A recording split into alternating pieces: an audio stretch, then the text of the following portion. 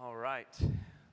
Well, it is good to be with you guys tonight. My name is Chad Kincer. I serve as our campus pastor, one of our preaching pastors here at the Austin Stone, and it's a privilege to be with you tonight. If you are new with us or you're visiting us for the first time in a long time, so glad that you're here.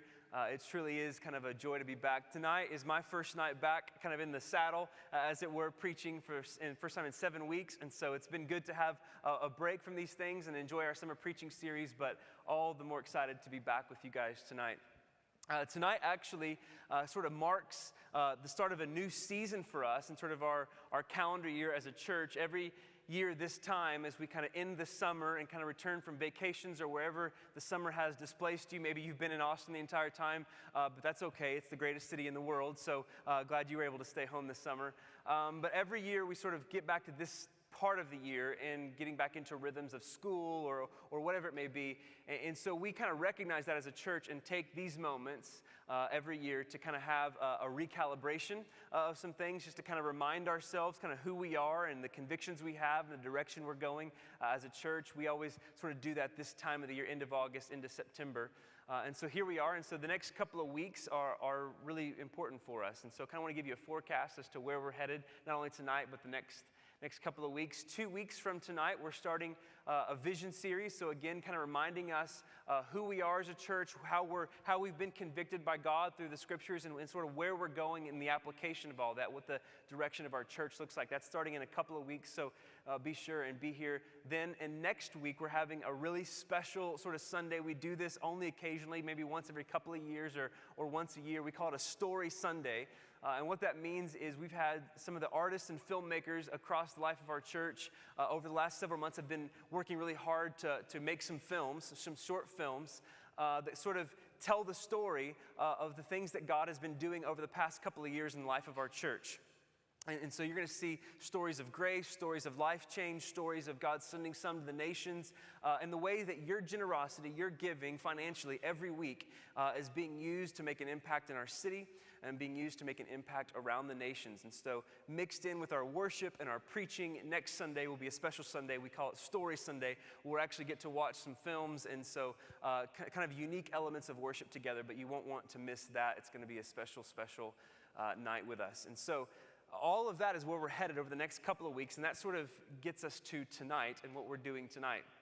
Tonight is sort of, as we look forward to those things, a running start, if you will, into where we're headed. And so I thought just tonight, as we kind of head in that direction, and I'm stepping back into kind of leading in our services each week, to kind of help us consider where we are as a church, right? Like where we are as a family, where we are as a congregation, when it comes to our own hearts in surrender to Jesus.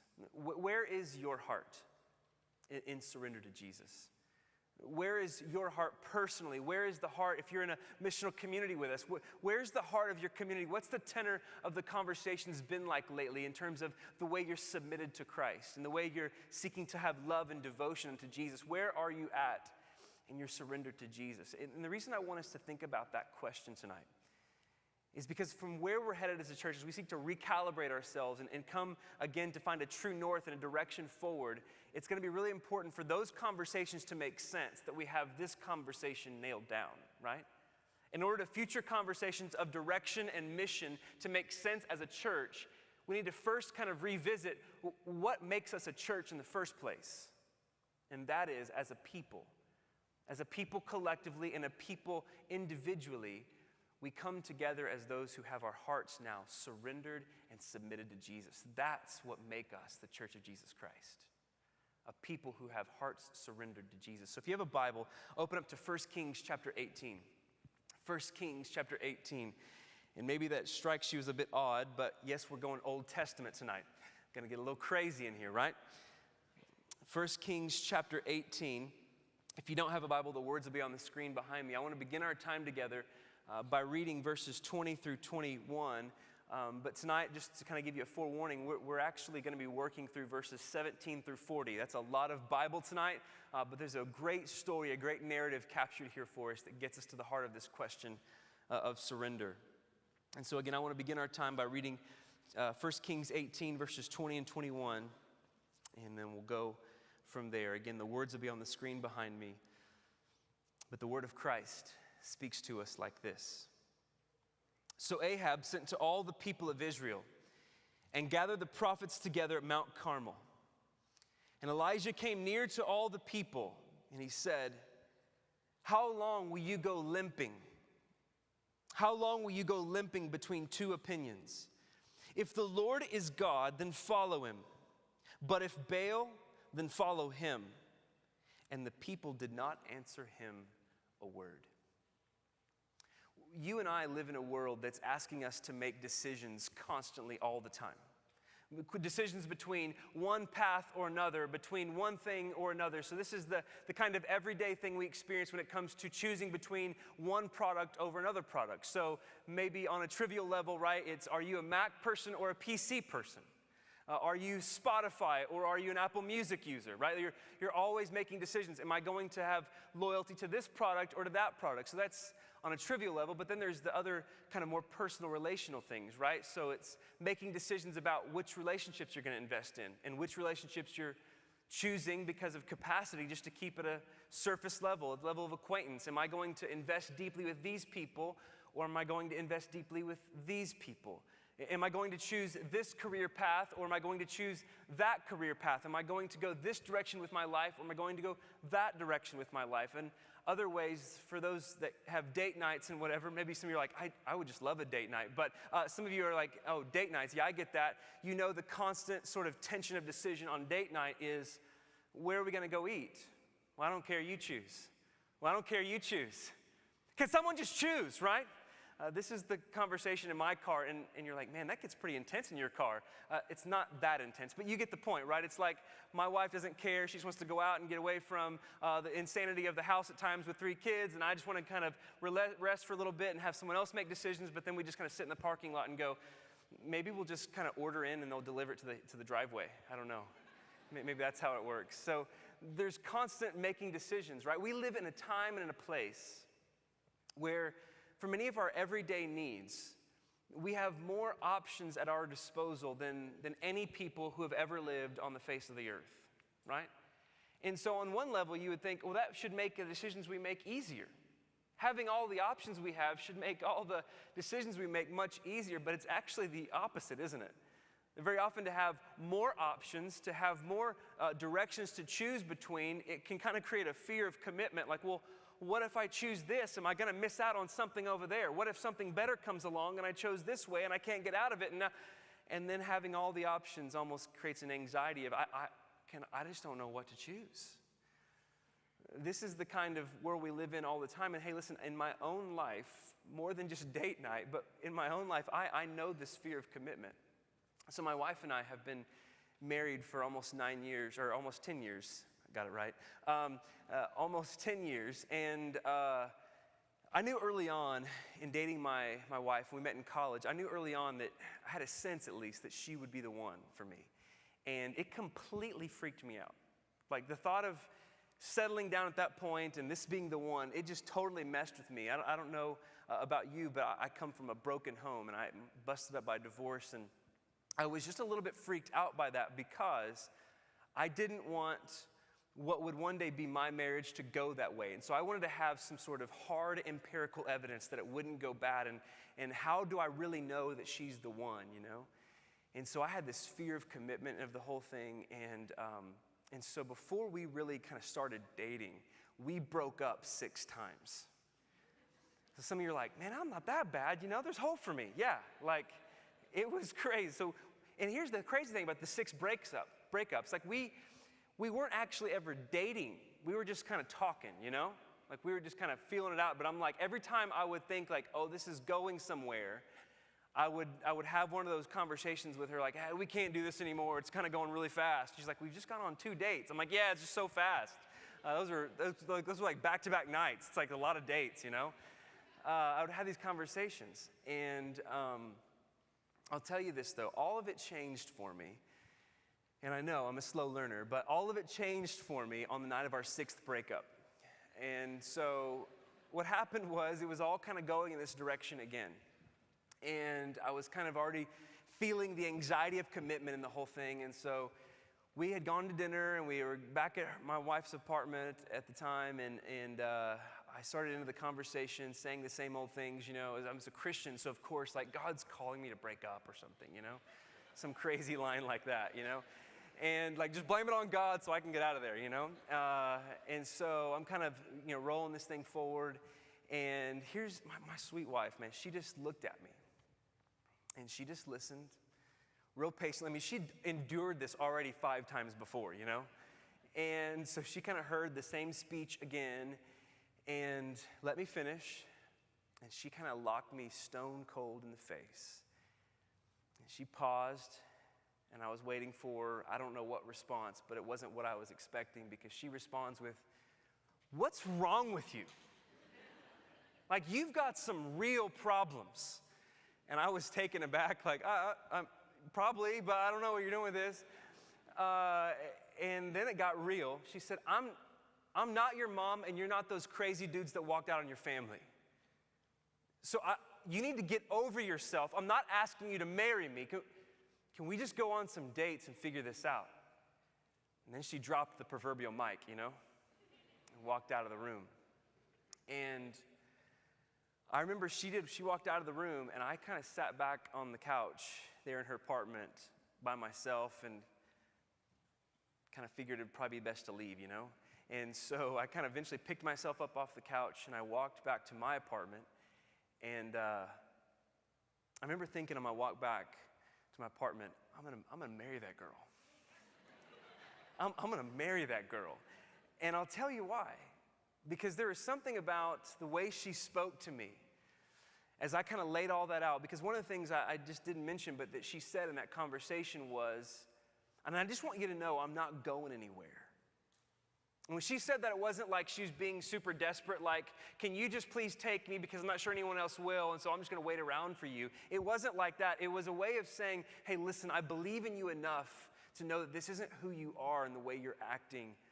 I'm not going anywhere, even if that doesn't mean kind of a relationship for us. And I knew that night as I was walking home, hey, we were broken up for sure. But I was walking home that night thinking, I want someone for the rest of my life that'll talk to me with that kind of honesty, but at the same time, that kind of grace not to leave. That was someone who will press into me and be honest with me, but also not leave. I wanted that.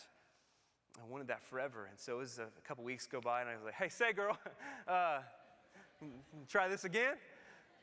And luckily, she was in. So, but I'll say, now, like, I totally get the fear of commitment. I mean, it plagued me through the awkward phase of dating my wife. And here's what I come to know, Like the struggle of committing isn't something I deal with in my relationships or one product or another or one job or another. The problem of committing is also something that I deal with, and I think you're with me here. It's also something that I deal with when it comes to my relationship with God. Because yeah, I'm a Christian, and so maybe there's some of you in the room who are like, I want to go all in for Jesus, like I want to be in on this, but I've got some guilt and shame in my background from some things I've been a part of, or things I've been a part of even more recently, and I'm not sure what that looks like in going all in with Him.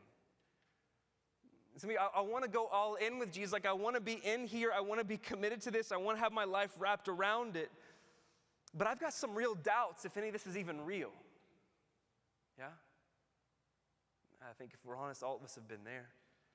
I want to go all in with Jesus, but maybe when I'm older, like there's just some things for some of you that are on the younger end, like there's just some things I want to do, I want to accomplish. There's some of my youth that I want to experience, and then maybe later. Or I want to go all in on Jesus, but you also want the approval of others, and so sometimes it feels like Jesus gets in the way of that. You see, the plague of the non-committal heart has been something that's always bothered the people of God. It's not just like a me thing or a you thing. If we look at scriptures, we're going to find, and especially tonight, that this has been an always thing for the people of God. That we've always sort of, as His adopted ones, as His rescued ones, redeemed ones, we've always struggled with a heart of commitment toward Him. This has been an always thing. But it's always been true on the other side that God is the kind of God who will speak honestly to us and not leave us to ourselves in the midst of our fear of commitment. And as we open up to 1 Kings chapter 18, that's exactly the sort of thing that we see happening. Look again at verse 21. It says, the prophet of Elijah came near to all the people and said, how long will you go limping between two opinions? How long will you go wavering between two different paths, as he's saying? He says, if the Lord is God, then you follow him. But if Baal, then follow him. And so Elijah stands in front of the people, and this is the kind of loving but kind of rebuking word that God is delivering to his people then and to us tonight to say this: if the Lord is God, then you follow him. Like if he is real and he's supreme and he's authoritative and he is the only one who is rightly God, then you go all in. You go all in, because not to do so would not only be foolish, but it would be a betrayal of your own soul. If the Lord is God, then you follow him. But then he says, but if not, if Baal is God, and we'll get to the text in a bit, but that's a false God, another God. If Baal is God, then you follow him. If the Lord isn't God, then you go all in on Baal. Hey, listen, you go all in on anything else, because none of this even matters. But what the text is saying tonight, what Elijah is saying tonight, what you and I need to come to the bottom of tonight, is that there is no halvesies. There is no in between. It's all in, or it's nothing else, right? And so just some context to the passage we're looking at tonight. When we pick up in 1 Kings chapter 18, I don't know how much of you have spent time in the book of 1 Kings, but where we're picking up in chapter 18 is the nation of Israel at this point has gotten themselves in a complete mess. They were sort of in this period of history where they were part of had a string of awful leaders. They had a string of wicked kings. And at this point, they have the worst king, the scriptures say, that Israel had ever seen. His name was King Ahab. 2 chapters previous to this, it says that he had done more to provoke the anger of the Lord than any other king who had ever lived. And that's pretty impressive, because what it said about Ahab's dad 3 chapters before is that he was the most wicked king Israel ever seen. So he just one-upped his dad. And so Ahab had led the people of Israel into all kinds of false worship, all kinds of rebellion against God. The nation was divided internally. And this is kind of where they stand. They are in a complete mess as a nation. But Ahab isn't the only person, sort of main character in the story. There's also the prophet Elijah. And the prophet Elijah was one who Ahab absolutely hated. Because every time Elijah showed up, every time Elijah had kind of taken a journey and come back home to the people of Israel, he always came back home with a word from the Lord of judgment or of discipline because of the rebellion that they had been led into by King Ahab. And if it were up to Ahab in this text, if it were up to Ahab, Elijah would be dead.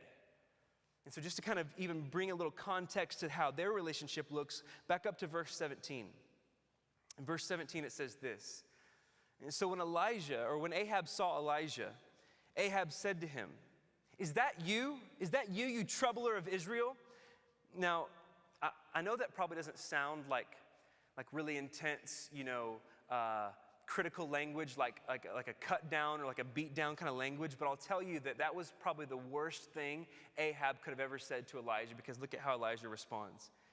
It says, Is that you troubler of Israel? Verse 18. And he answered, I haven't troubled Israel. How dare you speak to me that way? I haven't troubled Israel, but you have, and your father's house. So back in the ancient Near East, it wasn't mama jokes. It was daddy jokes, right? I haven't troubled Israel, you have, and your father, right? Going right at daddy. And he says this: because you have abandoned the commandments of the Lord, and you have followed the Baals. Now therefore, send and gather all Israel to me at Mount Carmel, and the 450 prophets of Baal, and the 400 prophets of Asherah who eat at Jezebel's table. And so here's what Elijah just said. He says, hey, listen, you're going to run at me like that, call me a troubler of Israel? Then let's settle this. Let's settle the score once and for all. I'm not going to deal with this sort of wavering between two opinions. Here's what I want you to do, Ahab. I want you to gather the 850 false prophets of Israel, and I want you to meet me with the rest of the nation at Mount Carmel, and we will settle this thing once and for all. So the scriptures say that they do it. They all gather at the top of Mount Carmel. And this is where Elijah gives the State of the Union address that we looked at to start our time together. If the Lord is God, people, and you follow him. But if not, then you follow Baal. But there's no more, as he says, limping between two opinions. It's all in or it's nothing else. That's simply how it works. And the people agreed. And I love what it says at the end of verse 21. It says, when he said these things, the people didn't answer him. They sort of knew, oh, so Elijah the prophet's going crazy again, right? They knew it was about to get real. And so let's pick up in verse 22 because it's going to tell us how we're going to settle the score on all of this, who really is God and how do we really move forward from that point. Look at verse 22. It says, then Elijah said to the people, I, even I only, am left a prophet of the Lord, but Baal's prophets are 450 men. And so let 2 bulls be given to us. Let 2 bulls be given to us, and let them choose 1 bull for themselves, and cut it into pieces and lay it on the wood, and put no fire to it. And I will prepare the other bull, and lay it on the wood, and put no fire to it.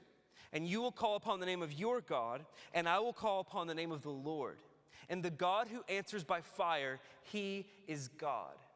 And all the people answered, it is well spoken. So Elijah comes forward and he says, hey, listen, no more playing games, no more name-calling, troubler of Israel, no more of that. We're going to deal with this. And we're going to get right to the heart of the matter, where your heart is when it comes to surrender and following God. And so here's how we're going to do it. We're going to grab 2 bulls. You're going to get one, I'm going to get one. Both your prophets and me are going to prepare our own respective bulls on an altar. We're going to cut it into pieces and lay no fire to it. And how it's going to go down is you're going to pray. You're going to pray and you're going to call out to your so-called gods. And I'm going to pray and I'm going to call out to the Lord. And whoever he says answers by fire, whichever kind of comes and consumes the sacrifice, then he is God. And we'll know how this thing moves forward from here. And the people said, sounds good to us. Sounds good to us. And so Elijah said, hey, listen, since there's so many more of you than there is of me, how about you guys have the honors? How about you guys go first? So pick up in verse 26 and we'll see how this goes down. It says, and they took the bull that was given to them, and they prepared it, and they called upon the name of Baal from morning until noon, saying, oh, Baal, would you answer us? But there was no voice, and no one answered. And so they limped around the altar that they had made. At noon, Elijah started mocking them. I love this. At noon, Elijah started mocking them, saying, hey, why don't you cry louder, for he's God. Surely he's God. Maybe he's musing. Maybe he's thinking. Or maybe he's relieving himself. You get the idea. Hey, surely he's God. Maybe he's thinking, or maybe he's using the restroom. I don't know. Maybe he's on a journey, it says, or maybe he's taking a nap. That's it. Yeah. The reason he's not calling back is because your God is asleep and he must be wakened. Some Old Testament prophet stuff right there, you know? 28.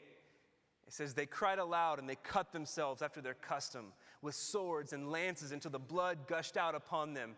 And as midday passed, they raved on until the time of the offering of oblation, which simply means it was time at that point was when the sacrifice was supposed to be lit. And it says this at the end of verse 29. But there was no voice, and no one answered, and no one paid attention. Okay, so let's chat for a second. So the false prophets did their thing. They sang their songs, they did their dances. It says they went so far as even to cut themselves, to try to get their God's attention. Would you please vindicate us and show us to be right? And the really key passage at the end of all of that, it says, there was no voice, no one answered, and no one paid attention. Now, one of the dangers of reading an Old Testament story like this for us tonight is that there's a temptation for us to read this as though it's abstracted from our own lives by thousands of years, and for us to read our own, what we think is evolved sort of understanding and civilization and sophistication, to read that in on them and to go, that is so stupid. Like, why would they do that? I mean, obviously, Baal is not God. Why would you cut yourselves, limp around an altar, whatever that means? Well, clearly, that's ridiculous. And so what we'll do, the temptation for us is to read this as though we're smarter than them. We've moved on from them. We've evolved from them and place our own sophistication on them in judgment and go, we would never do that. Sure, I mean, we've clearly moved on from there. And then move on about our life as though this story is just kind of one of those fun ones in the Old Testament, but really has no bearing on us. But before we do that, hang with me. Because the reality is, we haven't moved on from there. We haven't moved on from there. Sure, maybe we're not doing the same things, although there's parts of our culture where we could find that.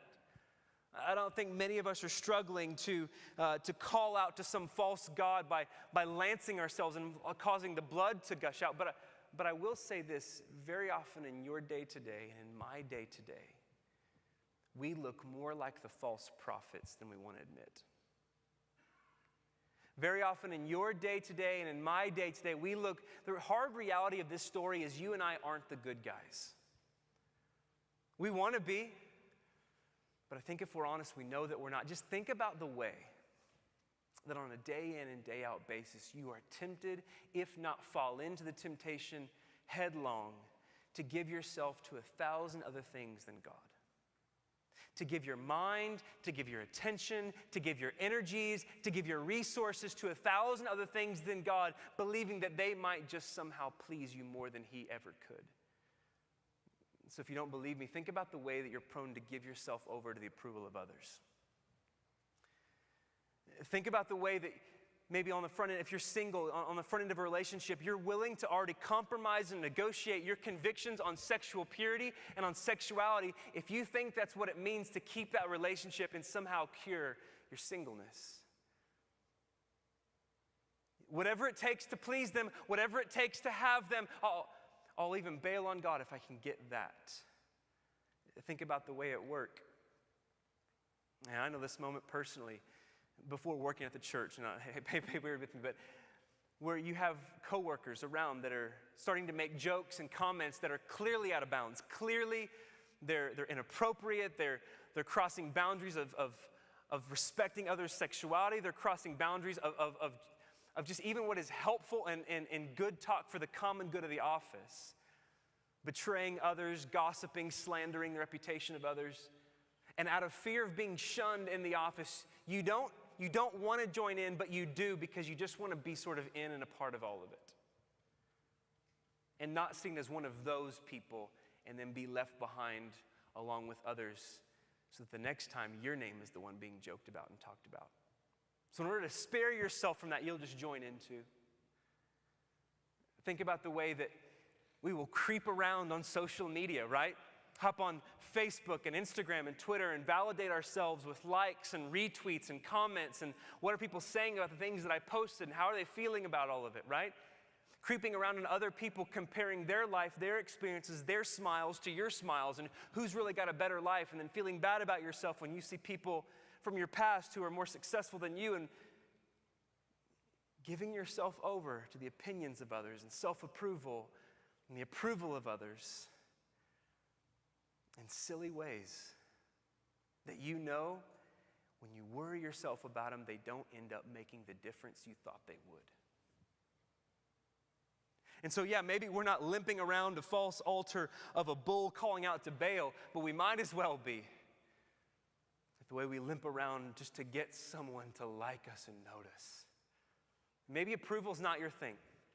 Maybe approval's not your thing. Maybe it's power. Just a sense of having validation that at least I'm better than the next guy. And so think about the things that you're willing to do at work, the way that maybe you're willing to lie or to cash in your ethics just to make a sale. Just to hold a client, just to hold a customer.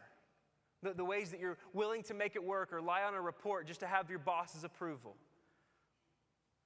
And so you'll do anything, you'll do whatever it takes to be on top, to be the best, and there's nothing wrong with being the best. But think about often what it is that we're willing to do to get there, and sometimes we're willing to run ourselves into the ground, lose our soul in the process just to have power. just to have power. So we often look more like the false prophets than we want to admit. Running around, giving ourselves to 1,000 other things than God. And all of us know if we have those honest moments when maybe you've chased other things other than God and you've gotten them, what you thought you wanted to please yourself, only to find out that it didn't actually please you in the way you thought it would or the way you wanted it to, and now you're left even longing and wanting even more, trying to find it somewhere else and somewhere else, because now you've got so much guilt and shame that you feel like you can't go to God, so now you've got to go somewhere other than Him to fill that void. And it's in the honesty of those moments, and every one of us know them and have them, when the reality of verse 29 rings loud and clear. There was no voice, no one answered, and no one paid attention. At least not like you wanted them to. And so you had everything you wanted, or you're starting to acquire everything you thought you ever wanted, and yet it's not enough. You know the truth of the false prophets and of their false gods. And so I know that feels a bit heavy, and there's some of you in the room that you hear that, and you have no idea what I'm saying, because you're sort of coming into the room tonight, but you're already living life on your own terms, doing what you want, when you want, the way you want it, and having what you want the way you want it, and it's all going really well for you, it seems. You're not really paying much attention to what God says or doesn't say, and you're just kind of doing it how you best think it should be done, whatever area of life that is, and it seems to be going well for you. And so what I'm talking about to some of you makes no sense. But hear me. If that's you, hear me when I say this. Every sin, every rebellion against God, every pursuit of doing life on your own terms, listen, it has a shelf life. It has a shelf life. And so don't be deceived, don't be fooled just because right now it feels easy and it feels smooth. That it just might be okay because of that. Don't be fooled, don't be deceived by sin and the ease and the comfort of all of it. Because every rebellion against God and disregarding of His voice has a shelf life. And the reality is for you, if you're doing life on your own terms and it feels right, the reality is right now, you're just not tired yet. You're just not tired yet. And you may not even understand what I'm saying until there comes a moment when you're sitting in your car, sitting in your apartment, and things have not returned like you thought they would. And you in that moment will know the emptiness of your sin. You will know the emptiness of the false gods you've pursued. There was no voice, no one answered, and no one paid attention. Don't be deceived. But good for us, the story doesn't end here. And so let's pick up in verse 30. The false prophets have done their thing. Their time is over. There was no fire set to their sacrifice. And in verse 30, Elijah steps up. It's time for the prophet of God to do his thing. It says this in verse 30. Elijah said to all the people, "So come near to me." And all the people came near to him, and he prepared the altar of the Lord that had been thrown down. And Elijah took 12 stones according to the number of the tribes of the sons of Jacob, to whom the word of the Lord came, saying, "Israel shall be your name." And with the 12 stones he built an altar in the name of the Lord. And he made a trench around the altar, as great as would contain 2 seahs of seed. We'll get to that in a moment. And he says in verse 33, and he put wood on the altar and cut the bull into pieces, and he laid it on the wood. And he said, "Fill 4 jars of water and pour it on the burnt offering and on the wood." And he said, "Do it a second time." And they did it a second time. And he said, "Do it a third time." And they did it a third time. And the water ran around the altar, and it filled the trench also with water. And so it's now Elijah's turn. He steps up, and from the altar that was kind of torn down by all their ruckus and things, he repairs the altar, and he sets his bull on it, and he prepares the sacrifice. And then he says this, "I'm going to build a trench around the altar." And here's why. Because he's got nothing to lose. And so for him, he's like, hey, let's up the stakes here. Your God didn't answer by fire. I believe my God is the only one true God. And so surely, it's easy for my God to light a dry sacrifice. Like that's pretty, like come on, if he's really God, a dry sacrifice is nothing for him. Let's up the stakes. Let's up the stakes on this. And so he turns around and he looks at 4 volunteers from the whole nation of Israel that's gathered, and he says, hey, I want you guys to fill 4 jars of water and come back and pour it on the altar. Now, I just want to cue you into how awkward this moment must have been for everyone, except Elijah. So I had a friend, one of our staff guys here, Marshall Perry. He went on a trip to Israel last summer, and they actually went to Mount Carmel where all of this happened. And he took some pictures of Mount Carmel. I think I have image here. Okay, great. Okay, there it is. So this is actually Marshall's view at the top of Mount Carmel. And down there, you see a little town, a little village. That's at the base of the mountain, right? So this is where they would have been. And when Elijah said, hey, listen, this has all been set up. The trench has been built. Surely this is too easy for God. How about we drench this thing? So he had turned around to 4 people and says, I want you to bring back 4 jars of water. All of them would have been thinking probably exactly what you're thinking. That's a long walk, Elijah. That's quite a ways. And he just looked at him stone cold in the face. I'm not joking, right? And so they go down, and they find some water down there, and they have to trek all the way back up that mountain just to appease his little, upping the stakes. Now, can you imagine how awkward that must have felt for the rest of the nation of Israel, where they're like, so we just supposed to wait here? Like, is that what we're doing? Elijah says, I'm not laughing. Let's do this. So they send 4 guys down there, come back up, and they're breathing heavy, as you can well imagine. They pour the water on the altar, and he says, let's do it a second time. Man, you got to be joking. Come on. Right? And he says, no, find 4 other volunteers. That's fine. I don't care if it's 4 other guys. So they go down all the way to the mountain. They come back up, pour it on the altar. Let's do it a 3rd time, just for fun, just for funsies, So they come back up a 3rd time, and they pour it on the altar. And at this point, it says it filled up the trench. It says large enough to fill 2 seahs of seeds, several gallons of water. There, the whole thing is drenched. The sacrifice is drenched. The altar is overflowing. Water is running all around. The people are exhausted, at least the 12 guys who had to go down and back up again. And they're like, can we please just do this, And so Elijah says, okay, the stage is set. Now let's see what my God can do. Pick up in verse 36. It says this, and at that time of the offering of the oblation, Elijah, the prophet, came near and said, O Lord God of Abraham, of Isaac, and of Israel, let it be known this day that you are God in Israel, and that I am your servant, and that I have done all these things at your word. Answer me, O Lord, answer me, that this people may know that you, O Lord, are God, and you have turned their hearts back. And so this is the prophet's mighty prayer. Look at verse 38. And then the fire of the Lord fell, and it consumed the burnt offering, and the wood, and the stones, and the dust. And I love this. And he licked up the water that was in the trench. And when all the people saw it, they fell on their faces and said, the Lord, he is God. The Lord, he is God.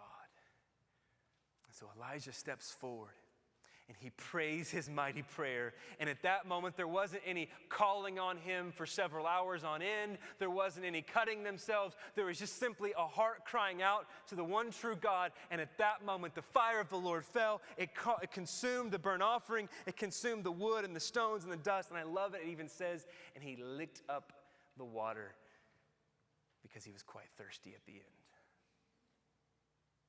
Nothing was left. And at that moment, it says the people, they fell on their faces and they worshiped. And listen, of course they did. Of course they did, right? Like, you don't come face to face with a moment like that and kind of stand there like analyzing the whole thing.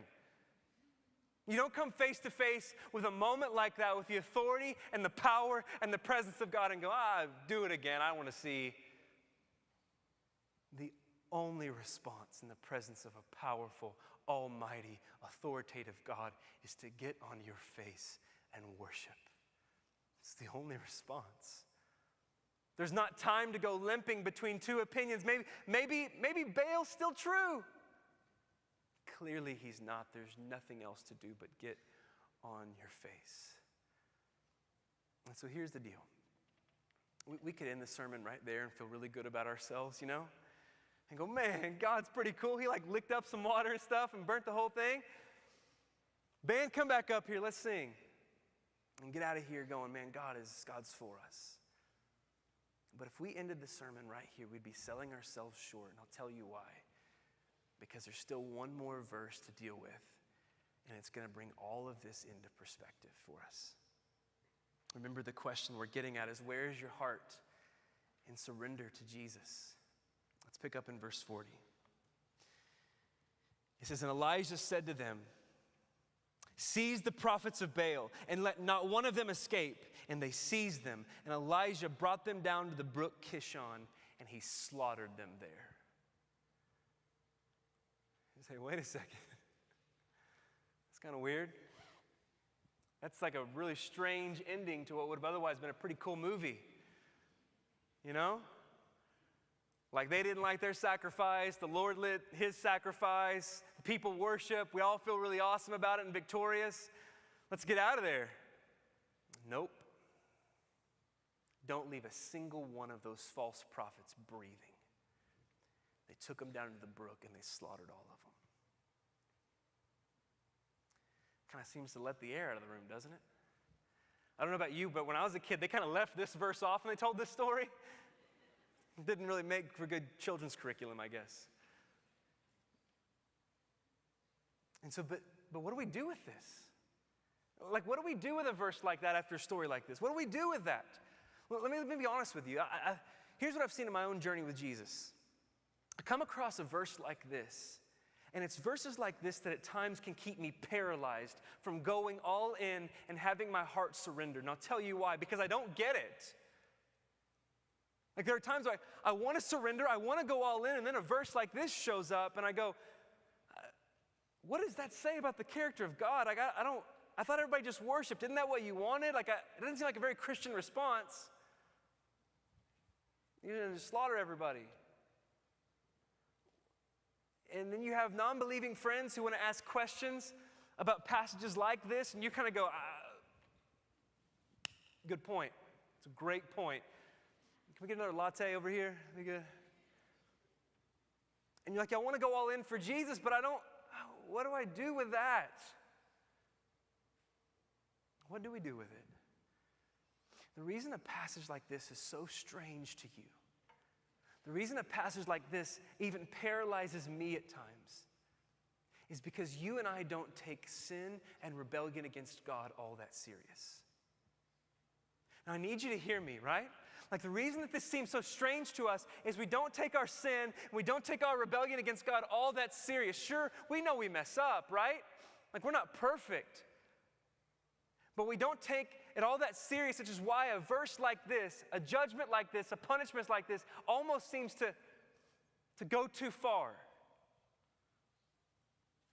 The punishment didn't fit the crime. They were just trying to find another God. What's the problem? They worshiped you. Now, here's why this is so strange to us. Because what you and I have done is we've taken the Christian life, we've taken the Christian worldview, we've taken the Christian sort of mantra, and we've boiled it all down to this, that what it means to be Christian is just to be a good person and to try better next time. Right? We've kind of boiled it all down at times. Just be a good person and try better next time. Sure, we know we mess up, we're not perfect, we believe that. But we don't believe we're all that bad. We don't believe we've all that messed ourselves up. Some of you might feel that, but by and large, most of us, we don't feel all that bad. And so we see something like this and it seems very extreme. What do we do with it? And so when you boil the Christian life down to just being a good person and trying better next time, the problem with that, and where many of us find ourselves, is you end up getting bored with God. You ever been there? You're just bored with him. You're apathetic, you have no passion, you have no desire to follow him. I'm simply bored with him. And why? Because being a good person and trying better next time isn't compelling. Anyone can do that. The reason you're bored with it is because it's boring. And so you've done that. And you don't really understand all of this at times, but you keep doing it. You keep coming back on Sundays because you feel like you're supposed to. But what you're doing meanwhile and the other days of the week is you're sampling out there where else you can find pleasures because you're not quite sure God can meet those things. And so you're looking other places, but yet still sprinkling enough of Jesus onto your life to feel good about the fact that I'm not letting these things get too out of control. And so we're limping between two opinions. You see it? I have a little bit of Jesus to make me feel good about myself, but I have a lot of bit of my own pleasures over here because I don't think that he can actually meet the needs I'm seeking elsewhere. And so you're bored with God. Everyone listen to me real quick.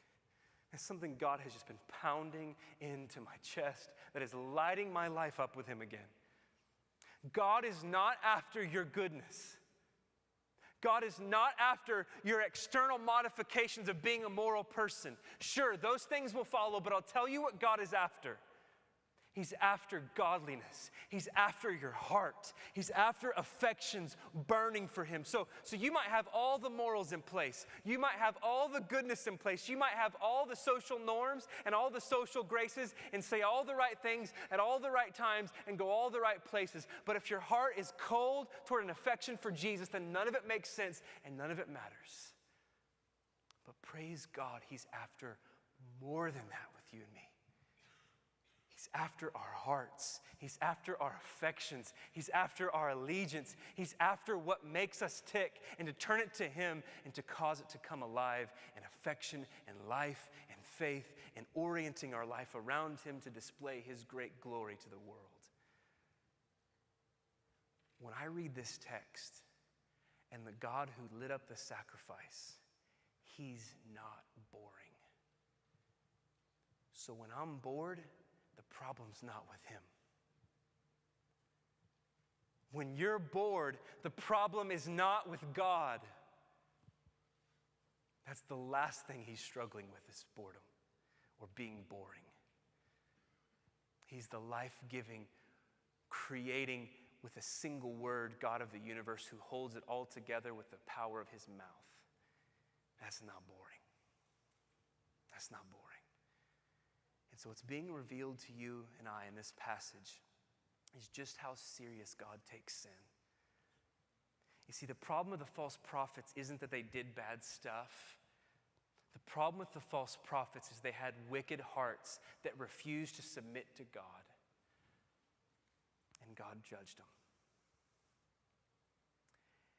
And if you're tracking with me tonight as we close, that ought to hit every one of us in the room.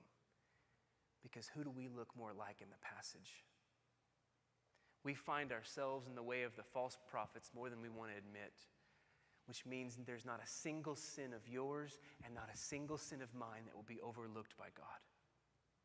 Every one of them we brought into judgment. Every thought, every motive, every word, every intent, every racism, every sexual conquest, every taking your life into your own hands and doing with what you want to will be brought into judgment.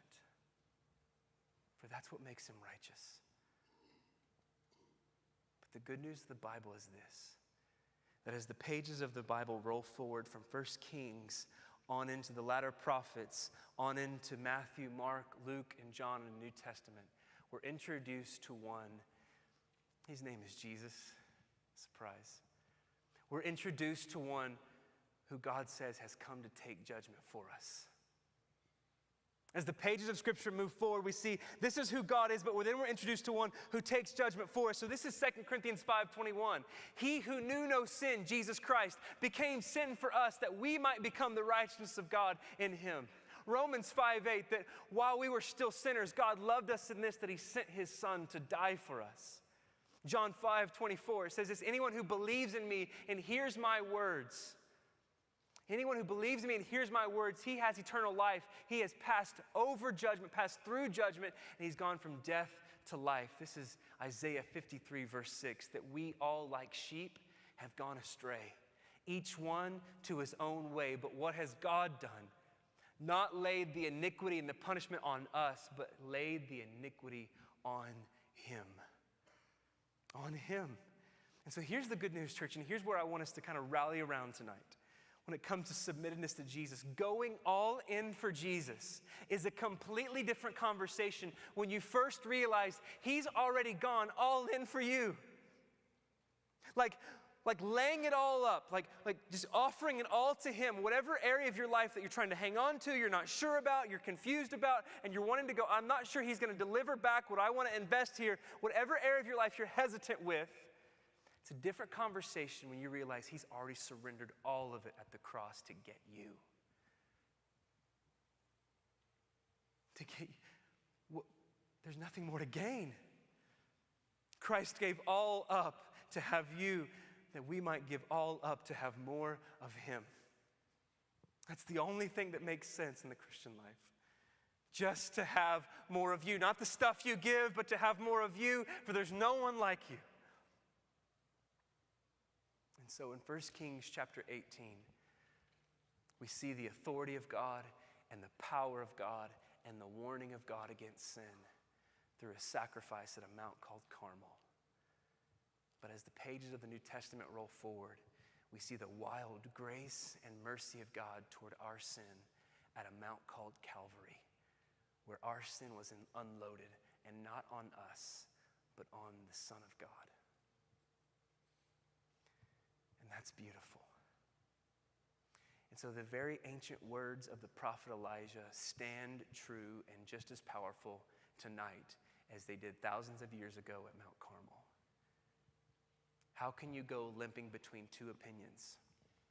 If the Lord is God, then you follow him. But if Baal, then you follow him.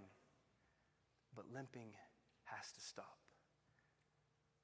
And the good news is Jesus says you don't have to limp. He says, come, follow me. Let's pray together.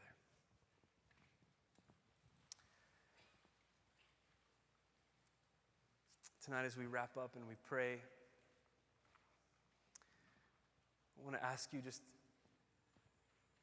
to consider there personally, where in your life are you struggling to hand your heart over to God, to hand your affections over to Jesus?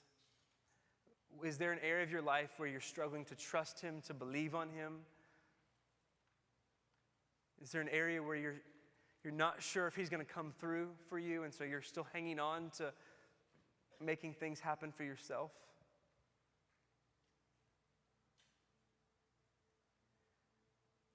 Where is it in your life that you need to believe afresh that Jesus has gone all in for you? And so going all in for him is the only thing that makes sense. Father, I love this church. I love these people. And Father, way more than you have knit us together, way more than any affection we have for one another, you have affection for us. And so God, thank you that you love us too much to leave us to ourselves, but that you would give us an honest word tonight that we have to stop limping, stop trying to hang on to something else and also Jesus at the same time, but that there would just be Jesus for us. God, would you make us a church that would delight in your Son, who did not spare himself, did not spare anything or withhold anything from us, but gave all up to have us. Father, for those in this room that are contemplating your love for them, I pray that you would help them to see afresh the affection of Jesus, that he's handled their sin and handled everything that would ever keep them from you. God, make us a people that are wholehearted and surrender to you. That's the only place life is found.